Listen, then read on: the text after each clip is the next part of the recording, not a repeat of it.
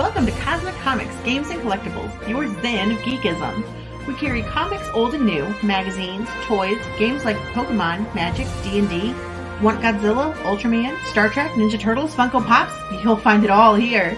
Shop our Cosmic Sound Room and pick up a record or two. Enjoy our Comic Coffee Lounge with a cup of Sasquatch coffee or a delicious menu item while geeking out over a super cool movie on our big screen. Come by and say hello to Maui. Cosmic Comic, Games and Collectibles. Superman loves us, and so will you.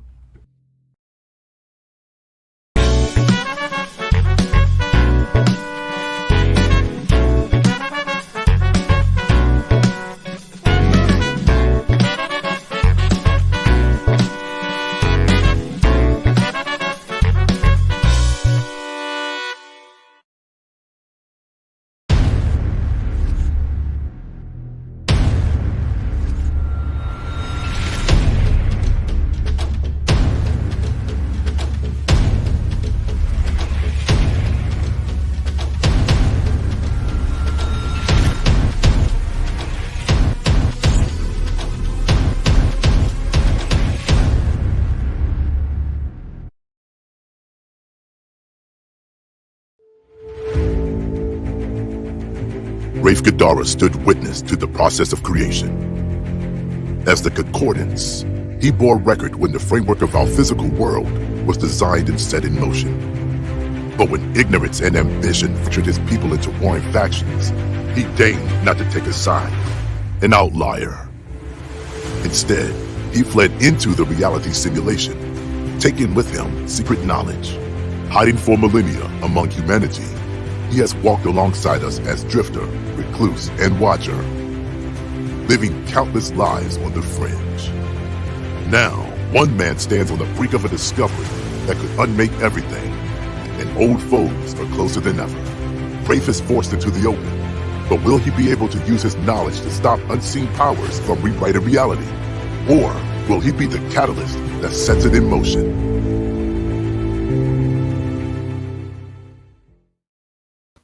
And good evening, everybody. I am RJ Carter, Senior Managing Editor here at CriticalBlast.com. And tonight we are delving into that world of Indiegogo crowdfunded comics. This one's got an interesting take on it. It reminds me of a couple of different comics that I used to love reading, plus some shows that I've just finished watching the finale of. Let's get into it here with Mr. B. Lincoln Branch. Link, how are you tonight, sir? I'm doing great. How are you?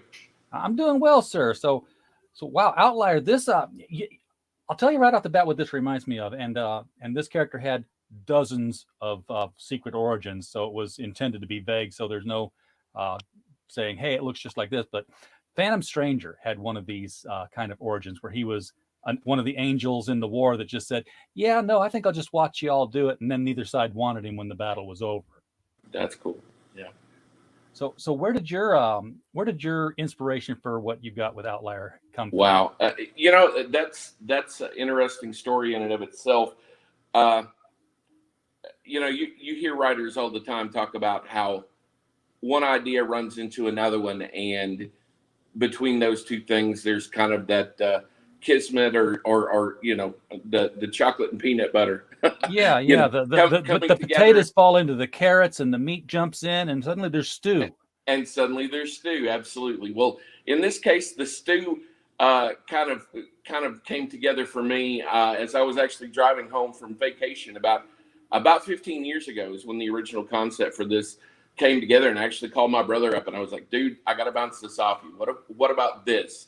And the original idea was really a lot different. And I blame the MCU for things having to really be shaken up, because originally the theory the theme that I was going with was, what if Loki, as in the god of mischief from Asgard, and at that time I wasn't pulling from Marvel so much as I was from just the trickster god mythos of Norse mythology.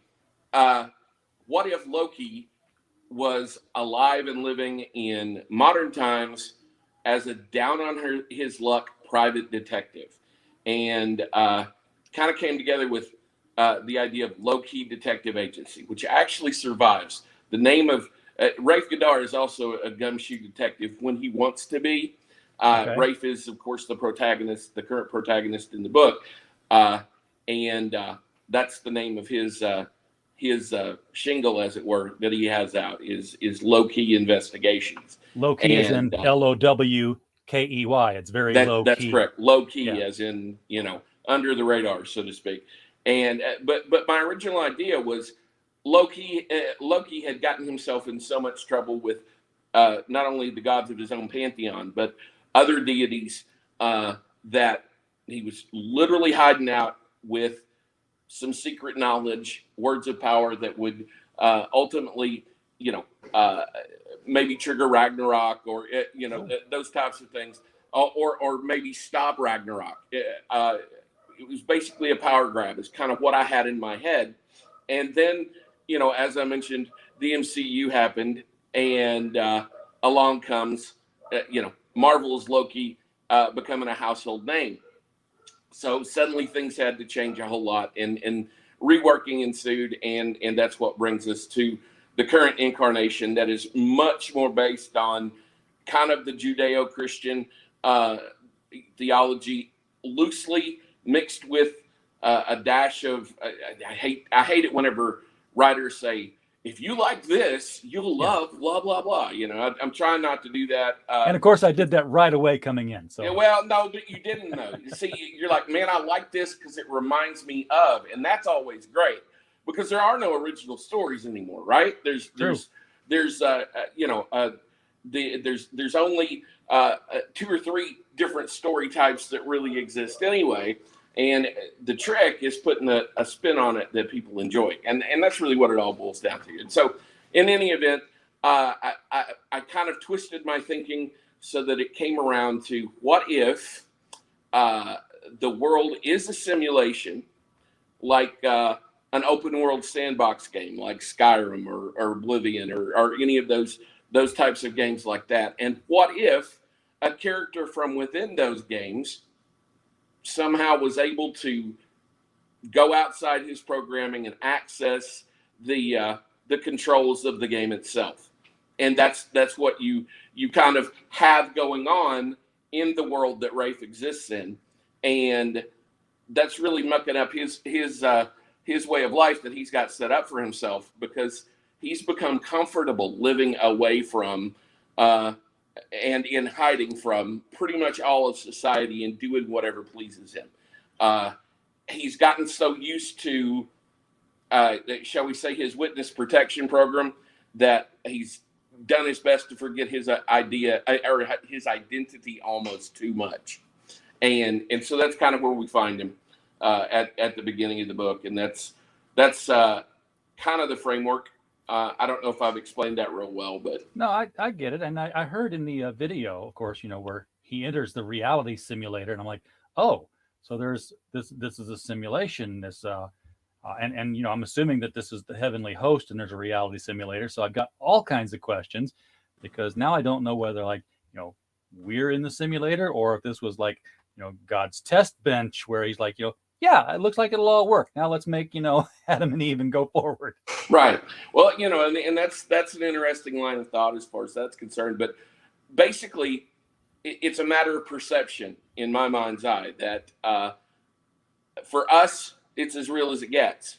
But if you're a divine entity, if you're God, then real is a completely different perspective. It's completely subjective to your experience and your ability to perceive the world. And so from a human perspective, the world is as real as it needs to be. But from a divine perspective, he's the guy who made it. So of course it's a construct. Exactly. There's a whole extra dimension. Flatland is a great example of this. I can't, and the author's name is escaping me, but it sounds like it'd be a very boring book because it's a 2-dimensional world. I love that. Okay, so it's nothing but circles and lines and dots, and as they had if you were a line, which all the females were like line segments, you had to wiggle, otherwise you could just be seen as a point and no one would see you and you might impale them. So you had to wiggle. Right. But a 3rd-dimensional person interacts, and the guy's like, he can't even see this 3rd-dimensional person who's us. we're three-dimensional Exactly. looking down at the page. Exactly. Until he lifts him off the page and says, look down there. And he could see everything. Suddenly he was seeing the third dimension. Exactly. And you get, it's that shift of perspective. And so the character of Rafe, the role that he played in the creation event was his title was the Concordance. He was pretty much the guy who kept everything together, and he was the secret keeper. And he had the source code. Let's put it like that of our reality, and he took some key elements of that with him when he left, because he saw that basically whenever let's just say it in plain English, whenever God got done with the creation in my world, or the architect, or however you want it, whatever euphemism you want to apply to it. I'm trying very hard not to make this a religious book. Number one, I don't want to offend anybody, and number two, I'm not trying to preach. Okay, Sure. Yeah. I'm just trying to use that framework to tell an entertaining story that is still, just entertainment that is still good and decent. That all having been said, whenever the creator got done, and he pretty much went AWOL to the perception of the angelic, or the celestial beings that were around him, and their job was just to maintain the order that was established. And the way that unspooled over time, there was division that began to manifest between different factions as to how that ought to be carried out. Yeah. And different ideas began to spring up. There were strict adherents that were part of the Legio Agellum, which is one faction that is prominent among those people. Those folks, were pretty stout adherents to the order and rule as the letter of the law, so to speak. And then there is a group called the Host that are much more freewheeling with the way that they want to interpret those things. And then you have people, very, very few individuals like Rafe, who are outliers. That is, they don't fall within any of those predicted circles. And subsequently, how they're going to interact with reality is always a surprise and not to be expected. And in Rafe's in particular case, he took information that he thought was too dangerous to be left in the hands of people who didn't have any business meddling in it, and pretty much hid with it, hoping to just forget and be forgotten. And the story pretty much opens up with a bang in the middle of book one here, blowing that all to pieces. He's drugged, kicking, and screaming back into the light. So Rafe came in here with the source code. Is he capable of hacking that source code? Can he, We'll see. There we go. I'm not going to tell you. That's what Jim Butcher always says whenever somebody gets on something he doesn't want to talk about it. I'm not going to tell you. And that's perfect. Yeah. And I think you'd mentioned that somebody gets out of it and sees the source code. So that was going to be my next question was, does he lose this to somebody and they get out and realize what's going on? Let me say this. There are a set of circumstances that get set up in this book where a piece of technology is put in the hands of humanity that humanity would have otherwise never, ever had, that makes its way into the hands of, shall we think of any tech billionaire on the planet, and there's some aspect or facet of their persona and character that's in the amalgam of our lead antagonist, or at least the face of antagonism in this book, a guy by the name of Kellen Bergman. He's the Zuckerberg of this world. He created, we don't have Facebook in the world of Outlier. We have what's called Open Field, which is the Facebook amalgam in this reality. We don't have Twitter. We have Grays, both of which are owned by Kellen Bergman's companies or their subsidiaries. Plus, he's a green tech giant, and he's got a clean energy firm. He tends to treat everybody like cattle, I see. Yeah, he treats us like cattle. Absolutely. The people who subscribe to either Open Field or Grays are called the herd. Okay. And that's pretty much the way that he sees humanity. And that hubris is a theme that carries throughout with his character. He's well-meaning, but ultimately, his hubris creates in him a blindness to such a degree that he himself is manipulated by forces outside his purview. Because, like you were talking about, those two-dimensional individuals, they're 2D. They can't conceive of anything outside their dimension. And even though they think they have a grasp, it's theoretical physics beyond a certain point. And for him, there are things that are just beyond his ken. And anyway, some things happen that he finds out way too late that he's been manipulated. And if I say any more, I'm going to be really telling the story. So. Yeah, that's fine. I mean, I think one of the strongest pieces of evidence for the fact that we might be living in a simulation is the fact that we can conceive of the idea of living in a simulation. Like, yeah, like this idea is in the code somewhere, and people pick up on it. But if we are, and if you, as your characters are any of them real? I mean, do any of their lives matter if they're a system of code interacting with other fragments of code to possibly compute something in the very end of everything? I mean, isn't that a philosophical argument? Very much to be had, or a debate to be had. Because if you look at it from the perspective, at least that I'm writing from with this, then yeah, people are real and they do matter, because it's some sort of transitory existence. Because I don't, even though I don't make the determination within the limits of the story, what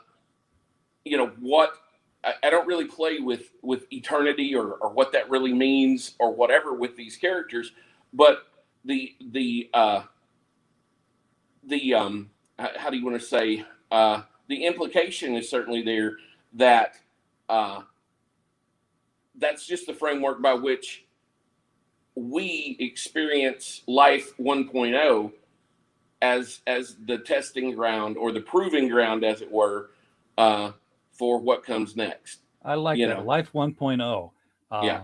Because, in this kind of situation whereas with the Matrix, people were hooked up into an artificial intelligence and neural networked, real people, though, in the real world, quote unquote. Right. With yours, it's almost like everybody is their own artificial reality, and are not artificial reality, their own artificial intelligence, where everyone's an AI interacting with other AIs, and decision trees are branching out based on how two AIs come together and conflict over the information that's been gathered. Yeah, absolutely. I don't know about you, but I have often had the repeating thought whenever I look at somebody going down the road. It might be the mailman. I have actually had the thought and been floored by the idea that guy's life is as complex as mine. Yeah. Even the mundane stuff is complexity, and it's kind of mind-boggling. The richness of even the most boring person's life, in terms of the levels of detail and whatever that go into it. And just whenever you look at that from, again, I'm thinking from that construct perspective, you're right. Each one is an independent AI, and in and of itself, those, even if it is a simulation, that's a miracle. So. Yeah, absolutely. And then of course, you could explain points of view like solipsism, where that's where a person pretty much thinks that this is my game. I'm the first person shooter, and whenever somebody walks off the side out of the screen, they don't exist anymore. Right. And then they come back with the pre-programmed things that they were supposed to have done while they were away. Right. This could get deep, and this could get very heady. It really could. It's a fun sandbox to play in, and there's a lot of things that can be done. This book is issue 1 is one of 4 planned issues in this story arc. Ultimately, I plan, if everything goes, I've got a really good artist who's working with me. My covers are being drawn. My variant cover is being drawn by Bart Sears. He did the first one. I see no reason why not to continue working with Bart. He's one of my favorite artists. I've followed him and been aware of his work for 30 years, as far as that's concerned. But I've got a great team of people working with me, and we're really stable and put together. And I'd like to see the book come out every quarter, something like that. So this book, of course, the Kickstarter actually launches on Wednesday of this week on Indiegogo. I said Kickstarter, but the Indiegogo starts Wednesday of this week. I am kind of beta testing the preview of the launch page now and making sure everything's where it needs to be. Well, here's how I show people how it works. I bring it up, I click the I agree, and then you just put in your email address, click that sign up button, and then you have to go to your email a little bit later and verify it. Although awesome. I have, I've fulfilled enough of these for other people that I've seen the email list come in, and your email's in there whether you verify it or not. There's a little flag to the side that says verified or unverified for you to decide. But the email's in there now. So I got sidetracked now by showing how this works. I'm sorry. I was going to say with the news coming out this past week or so that Matrix 4 is going to be hitting theaters, you couldn't be hitting the market at a better time for this kind of storytelling. And that was really kind of interesting that it sort of happened that way. I've been resistant somewhat to the whole Matrix comparison because even though we overlap a little bit because of the whole simulation thing, I really don't borrow a lot of tools from their toolbox, in terms of the interaction with this reality and that reality, is really totally different animals as far as that's concerned. Yours really is. If there was a more apt comparison, I would look back at rather old now trilogy by Jack Chalker called The Wonderland Gambit, and this was, I know that one. It's interesting. In fact, it's because it's okay. Imagine that you have created a reality simulacrum. This billionaire has created it, and he's gone into it, and he's got to be pulled out of it. So two teams have gone into it. It's a reality just like this one. Well, guess what? Somebody in that reality simulacrum has invented a reality simulacrum. Oh, wow. Okay. So, and it's gotten to where the one team is out to stop the other. They're to stop themselves. But here's the thing. If you kill the other team, when you go through to the next reality, you'll remember everything and they won't. So whoever died forgets. Whoever stays alive remembers. And then you have to, if you died, you gotta figure out a way to remember it because people are shooting at you. Wow. It was that's really interesting. I remember whenever I watched the first Matrix film back in '99. I'm really dating myself here, I guess, but I remember going to watch that 2 or 3 times, and I absolutely love the fact that the first film, really doesn't pull any punches or spoon feed anything. It's there and you got to get it. And it was somewhat open to interpretation, I guess, as far as what you got out of it. But it was really a movement at its time. And I'm trying, because of the medium of comics, I've been, for the past, 15 or 20 years, what writing I've done has been either for mass market publication. I've written for magazines and different things like that. Or I've written prose that I haven't actually published. I haven't written a whole lot of script-based stories. And man, let me tell you, the learning curve of making the transition from telling it all to showing it all is really something that a guy has to really put some effort into. So I'm trying to not dumb it down, but really prioritize the nuance, so that the things that are conveyed are things that can be gleaned if somebody wants to go through and get it, or, you can just read the story in 20 minutes and get the comic, Yeah, there you go. So this is your first comic book work then? Yeah. So, well, I say that I had some stuff published back in the 90s that was just in fanzines and in small press market kind of stuff. And honestly, life sort of happened to me, and what happened is I got married and my wife had a baby. That happens. and suddenly I went from an aspiring comic artist and writer to being a graphic artist and a guy who had to put food on the table. And so I've owned my own graphic design firm since 1994, and so I've done that type of work for the majority of my career, in addition to like I said, the writing for trade magazines and things of that nature. But I've always maintained, my comic stuff on the side, and even the novel stories and stuff, on the side. And it has really served me to keep my knives sharpened, so to speak. Sure. Because this opportunity has come along with, the independent, crowdsourced comic book revolution that's sort of taken place here. And man, it's just something that is an indie guy's dream if you have, the tools in your toolbox to be able to play with. And, we'll see how people respond. I hope to build a following. I hope to be able to do something with my imprint is Luckless Hero Press, or Luckless Hero Presents, LHP. And I've got another story already in the pipeline. I've got an artist lined out for the next book. I've got a ton of stuff that I want to do and stories that I want to tell. And if this is viable at all, if we can do it, I'm not looking to reinvent the wheel, but I'm looking to have fun, just simply telling awesome stories, simply awesome comics. That's it.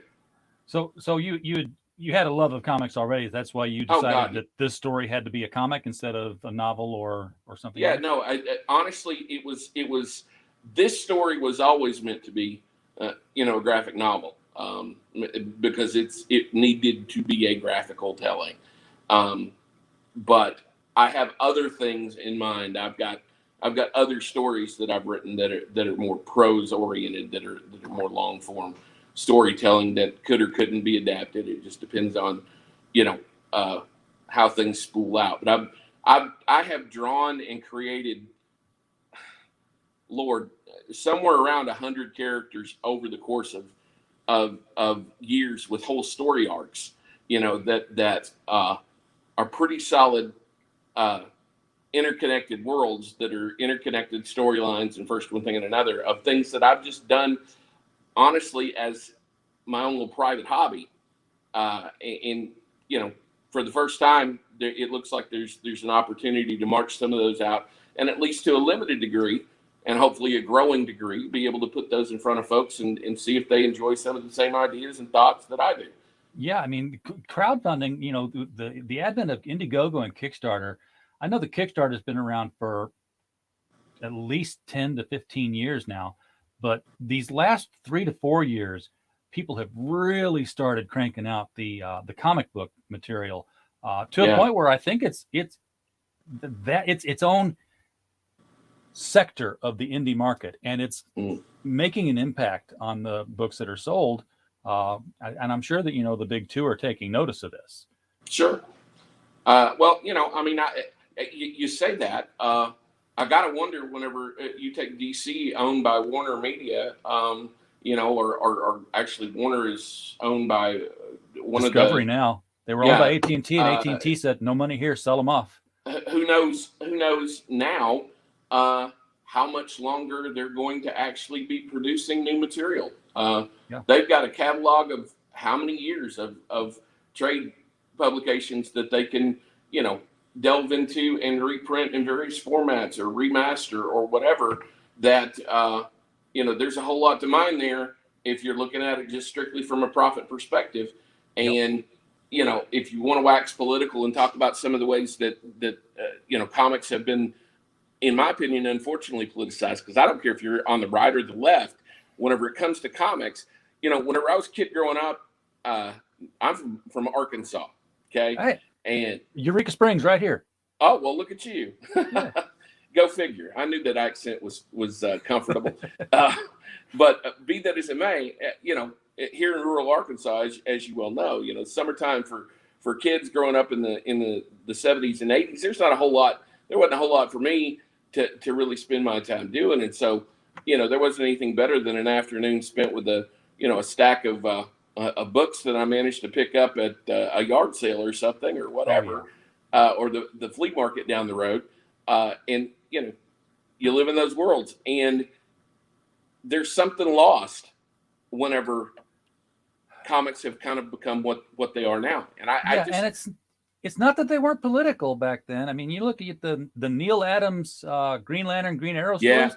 They had politics stories, but you know what? They weren't telling you, and this is why you're wrong. Yes. And that's the thing. Presenting ideas, hey, I'm all about that. I don't care whether I don't have to agree with you, but don't tell me I'm wrong for not agreeing with you. Yeah. Absolutely. That's the thing. And a whole lot of people making Indiegogo comics that are doing it because of that very reason, Link. Right. Well, and people are standing up and taking notice because you've got books over there that are making, north of $1 million. Yep. And of course, I'm not looking to be that guy. I'm looking to, make it profitable for what I'm doing, and that's really it. I'm not, like I said, I'm not trying to start any land speed records here. I just want to produce and hopefully develop a following of my own of people who love the same sort of things that I do, and that's really what it all boils down to. There you go. So yeah, when you do launch this Wednesday, you're going to have to start hitting the ground running with all the different shows. You got people lined up to do interviews with. Okay. Oh yeah, and I'm waiting on hearing back from several different ones, but we're going to be covered. We've already been covered once in Geekosity magazine. They're going to do another write up on us. We've got I'm working with Kevin Gillette, of course, over at NSC. And we're going to be on shows both through him, and then I'm going to be doing some stuff with I don't know if you know oh gosh, I forget what the name of his show is. I don't know if I can talk about that other one. Anyway, there's a couple of industry names that are fairly well known that we're in talks to be on their programs as well. And yeah, we're part of Kevin's NSC Road show. We got the right. Yeah, it's up there at the top there. We're just a recent addition to that too. So, we appreciate the work we're getting to do with Kevin, because he's bringing people like you that we probably wouldn't have run into on Twitter. Well, exactly. Looking around.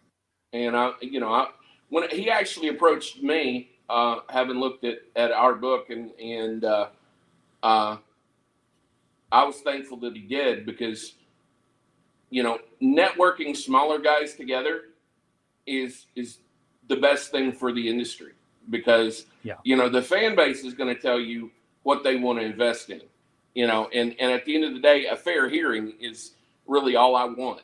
If they look at my stuff and they say, yeah, it's pretty, but God, that guy can't write. Well, okay, fine. I'll take that criticism. But sure, if it turns out that I'm putting out a product that people enjoy, and dare I say, I think I am, then we'll see what happens. All right, we got folks in the chat here who are definitely keeping track here.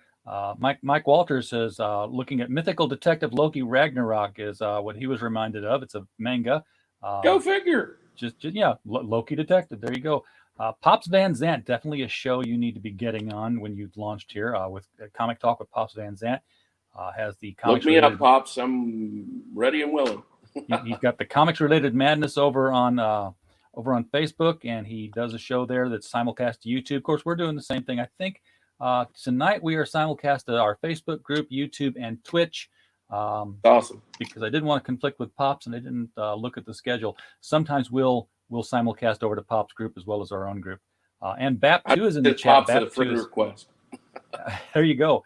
And BAP2 is a regular to the show here. Backs a lot of books, so always glad to see him. Hope you're doing well, BAP. So where was I going with this? Okay. You said you're a graphic design artist. Are you doing any of the art in here, or have you hired out to do that while you do the writing? I'm ostensibly I originally just wanted to write the book. I I used to do sequential art back years ago, but I didn't. I neither had the time nor the inclination to really want to be my own interior artist on this book. As it turns out, I'm doing some of the finishes, working with my artist Flavio Garan, just finalizing some things, and I'm really picky about color, and I've sort of turned out to be my own colorist on this project as well. Okay. And of course, I did the logo work. I was just going to ask, did you do that logo? Because that logo is sharp looking. Yeah, I appreciate it. Yeah, we've in fact through Luckless Hero, we've started offering logo design services to other pros. I've done 2 logos now, just recently for Mike Barron for a couple of books that he's got coming up Blue Line? that he hasn't released yet, and I've been in talks with doing some work with some other guys that you probably know in the industry as well. So we'll see how that goes along the way. Yeah, Mike is a big friend of the show. We have him on all the time, so we're getting ready to bring him on for his Thin Blue Line graphic novel. And I keep telling you, next time you come through Arkansas, stop and talk with us here. We'll I love Mike. He's a persnickety old fart, but darn it, he's been my comic guru for a while. I sent him the script for Outlier, and he promptly tore it to pieces for me.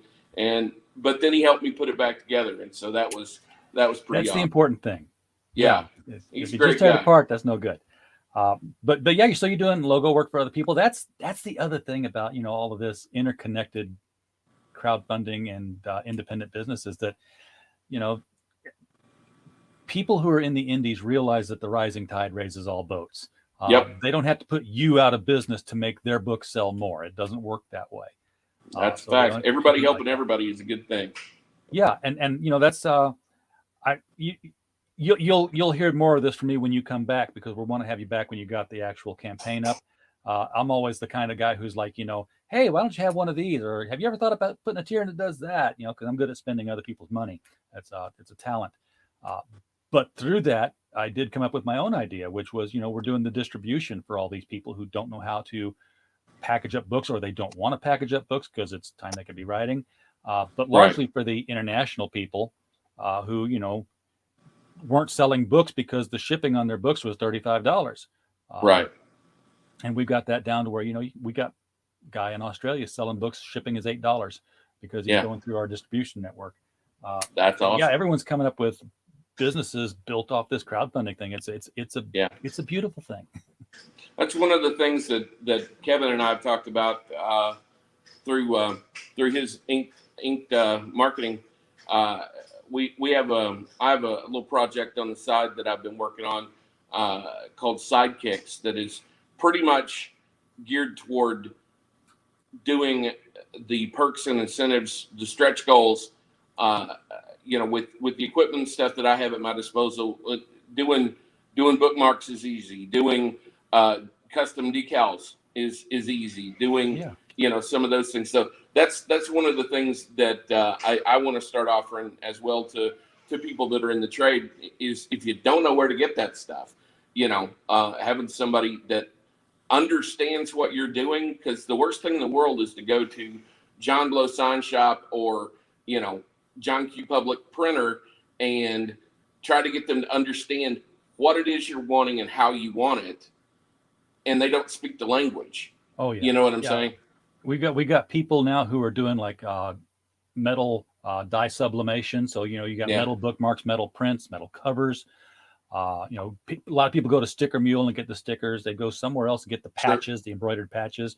But it's simple stuff, and simple stuff makes people happy for extra items. They make a sticker for a stretch goal will motivate that for that. I mean, I used to work in the insurance industry, and it was weird because you'd see vice presidents who made like $500,000 a year be angry because they didn't win a $20 T-shirt in a sales contest. Right. So you can go buy 100 of them now, but swag is swag, man. Swag is swag. And stickers, trading cards, all that stuff. We eat it up in this industry, so it's all good. I was putting together my stretch goals today that includes original art bookmarks, custom decal set, complete character trading card set. We're going to do hopefully we can unlock a concept art sketchbook and then an 8-page ash can preview of the next book, which is called Hero and Sidekick, which is a totally different genre, but hopefully will appeal to a broader market, different demographic maybe than Outlier will. Sounds like you have a big business plan ready to kick off here. So, well, it's sort of snowballed into that.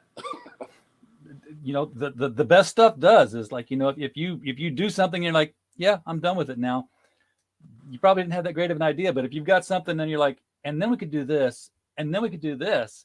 Right. You're onto something. It's like, I shared my my distribution idea with business people. Say, I want to help the international people, and that's how it grew into like, well, you know what, the domestic people will want you too because they don't want to box the books up and they'll pay you to do it. And then and if you get over shipments, guess what? You've got the address to 2,500 different comic shops, the email contacts. Why don't you start getting these books into retail stores once the fulfillment's done? That's killer. So yeah, that's for the people who will work with boutique comic shops. I know Dave Dyer's Cosmic Comics in Belleville, Illinois. My old LCS shop. He's boutique. He's big on Kickstarters and crowdfunders and stuff like that. So he'll pay for that to get them in the store at a retail level. So as much as there's a lot of people in the crowdfunding scene, they're like, yeah, the big two, they're going down. We don't like the big two. Ain't a single one of them wouldn't love to see their book next to either one of their titles on a shelf in a store somewhere. Of course, and nobody wants. Look, I don't want to see the big two go down. I want to see the big two remember what it was to make comic books. That's what I want them to do. At the end of the day, but that's.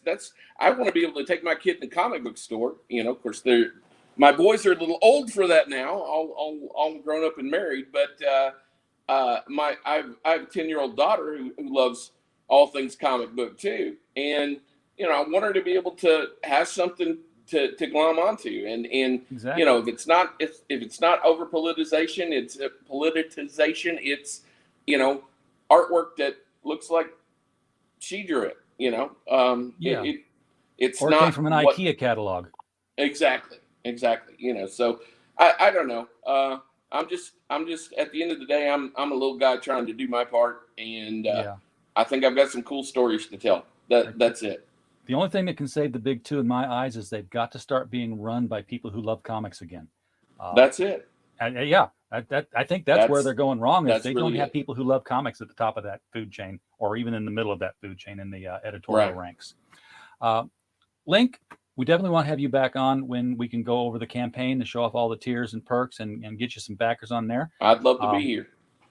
Folks in the chat, we want to remind you that the link to this page, let me put the page up here, and then I'll point at it. But there's a link at the top of the chat that's pinned there. Take you to this sign up sheet. Definitely get in. Now, what do they get if they sign up other than notified that? Initially there is a chance to win a poster, which is like a $25 value in and of itself. It's a signed poster of the artwork that Bart Sears drew and inked and I colored, which is the variant cover of the book. One person's going to win a poster from that, and then I think that's really it as far as the sign up is concerned. But I have a ton of art that's going to be being put together from the stretch goals and stuff. The concept art sketchbook. We're going to put together stuff that was used and not used. Every little drawing and things that we put together. It's going to be a blast. I don't know about everybody else, but I've always enjoyed the behind the scenes stuff almost as much as I've enjoyed the making of, almost as much as the actual product itself, whether it be a movie or a book or whatever. So, and we've got a ton of that stuff. Teaches you how to make one. So yeah, definitely people are I get a kick out of reading the scripts for comics because like I said they run the gamut from hey Jack, Doc Ock robs the bank, Spider-Man stops him, but he trips on a police car, Stan, and Jack just runs with it. And then there's Alan Moore's like page 1, panel 1, upper left hand corner. There's Exactly. It's like exactly. He just gets so deep into the weeds. Chuck Dixon says that he likes to end every page on a cliffhanger. Yeah, you have to. You got to make them turn that page. And that really, making that last panel a little bit of a cliffhanger really was a keynote thing for me. It's successful. I did that. So yeah, there's a lot of science that goes into these books. I mean, I forget what it was, but it's like if you were to take a Marvel comic and just like rip all the pages out, and then lay them, like corner to corner, you can see the diagonal path of how the story would progress. If it were like linear. And then of course, the whole pulp idea of the cover, your hero is supposed to be prominent on the cover, and if you draw a diagonal line from one corner to the other, doesn't matter which direction, one of the directions should perfectly bisect the body of your hero, so that they're put on there. Character has got to be central. I've never heard anybody call it this. I guess I've sort of coined the term myself, but I always like the little white lie covers, where they tell you something with the picture on the cover of the book, and it's sort of that, but it's not exactly that. DC used to be really big about doing that back in the Silver Age. Yeah, the Superman and Lois Lane books were always way. Notorious for it. Well, the covers, the Bart Sears cover on this book is a little white lie because this scene does not appear in the book. There you go. At least not as you see it there. Yeah, or the not an imaginary story. I'm like, aren't they all imaginary stories? Right. Yeah, that two-parter Alan Moore story. Whatever happened to the Man of Tomorrow? Oh yeah, that he ended with that line, didn't he? Yeah. This is an imaginary story, aren't they all? Yep. All right, Link. We'll see you again soon. I think you're gonna have a lot of success with this project. Everything I'm seeing about it, everything I'm hearing about it, has got me excited. I think you're on the right track with this. That's good to hear. We'll definitely touch base through email, get you back on here. Folks in the chat, thank you so much. I do ask you to share this video. Won't ask you to like it because if you don't like me, there's nothing I can do about it. But if you would, please share the video. Please like it. Like me. Yeah, like it for him. Like it for Link. There you go. If you would share the video, I would greatly appreciate it. Get Link out in front of more eyeballs so that other people can see this campaign, get signed up for it, and then come back when we have him back. And as always, guys, we don't have a show without you showing up. So while you're here, we just hope you had a blast. Good night.